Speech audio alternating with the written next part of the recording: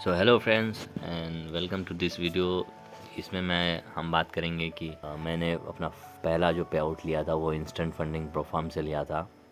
और मैं ट्रेड कर रहा था एक अकाउंट जो वो था इंस्टेंट फंडिंग का 1250 का अकाउंट, जिसमें आपको 10% का ड्रॉडाउन मिलता है और उसमें आपको डीडी नहीं होता है, डेली ड्रॉडाउन वो नहीं होता है।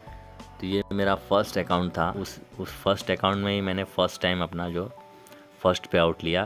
तो मेरे लिए मैं काफ़ी लकी था कि जैसे ही मैंने अकाउंट लिया तो एक्चुअली मुझे अच्छा सेटअप मिला और मैं उसमें जो भी प्रॉफिट उनका टारगेट था वो मैंने उसमें अचीव किया और मैं पे आउट के लिए रिक्वेस्ट कर दिया। ये अकाउंट जो होता है वो इंस्टेंट फंडिंग तो होता है, आपको उसमें चैलेंज क्लियर नहीं करना होता, लेकिन इसमें भी एक ये लोग रूल रखते हैं कि आपको 5% एटलीस्ट प्रॉफिट करना है, 5% अचीव करना है।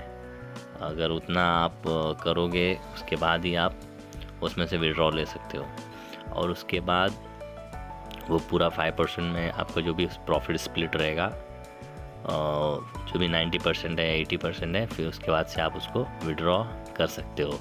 एक्चुअली जो नॉर्मल चैलेंज होता है उसमें आपको या तो 10% वन फेज़ चैलेंज देंगे, तो जो भी इंडस्ट्री वेज जो भी प्रोफार्म है वो 10% ही प्रॉफिट रखते हैं अगर वन फेज़ का ले रहे हो तो उसमें 10% होता है और इसमें क्या है 5% है, यानी आपको एटलीस्ट 5% तो प्रॉफिट करना है।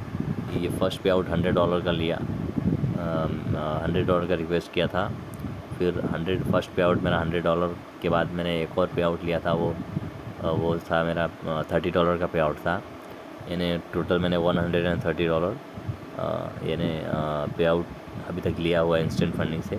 लेकिन उसके बाद से एक्चुअली मैं अभी इसको ओवर ट्रेडिंग बोलेंगे या गैम्बलिंग बोलेंगे या ओवर कॉन्फिडेंट था मैं कि उसके बाद से मैंने 2-3 अकाउंट उसमें मतलब काफ़ी मेरे 2-3 अकाउंट ब्रीच हो गए। कि पहले जो मैंने पे आउट्स लिए थे उसमें कैसे मैंने उसमें प्रॉफिट जनरेट किया था और क्या स्ट्रैटेजी थी, कौन से सेटअप पे मैं काम कर रहा था। तो मेरा सेटअप था उस टाइम जब मैं पे आउट लिया था, वो सेटअप था मेरा सपोर्ट एंड रेसिस्टेंस। तो एक्चुअली मैं ये टाइम वो सपोर्ट एंड रेसिस्टेंस में पहले तो मैं उस पर ट्रेड कर रहा था और उसमें करते करते मेरे क्या एसएल वगैरह जो है छोटा एसएल में रखता था, और अगर वो विनिंग ट्रेड है तो उसमें प्रॉफिट अच्छा होता था।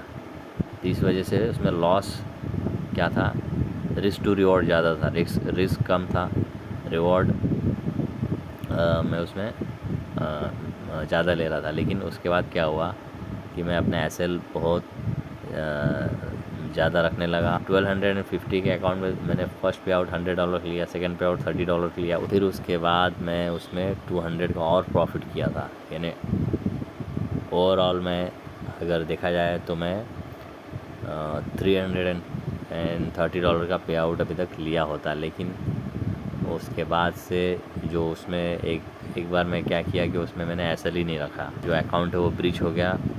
तो उस अकाउंट में 200 का प्रॉफिट जो मैंने किया था वो, और उसके बाद $125 उसका जो 10% का मैक्स ड्रॉडाउन था, तो मेरा 325 का लॉस हुआ। वो सिर्फ इसी वजह से कि क्योंकि मैं सपोर्ट एंड रेसिस्टेंस पे काम नहीं कर रहा था और इसके पहले मैंने दोनों पे आउट लिए थे, वो मेरा सेटअप उसी सेटअप पे मैं काम करता था।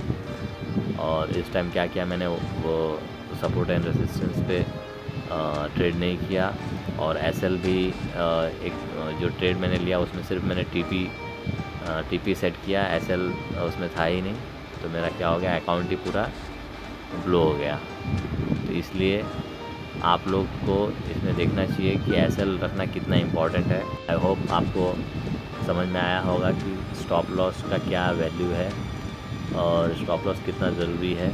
That's it in the video and I hope मेरा जो ट्रेडिंग जर्नी था फर्स्ट पे आउट का वो आप लोगों को समझ में आया होगा। और इससे अगर आपको कोई क्वेश्चन है तो आप कमेंट्स में क्वेश्चन कर सकते हैं, मैं आपको वहाँ पे आंसर दूंगा।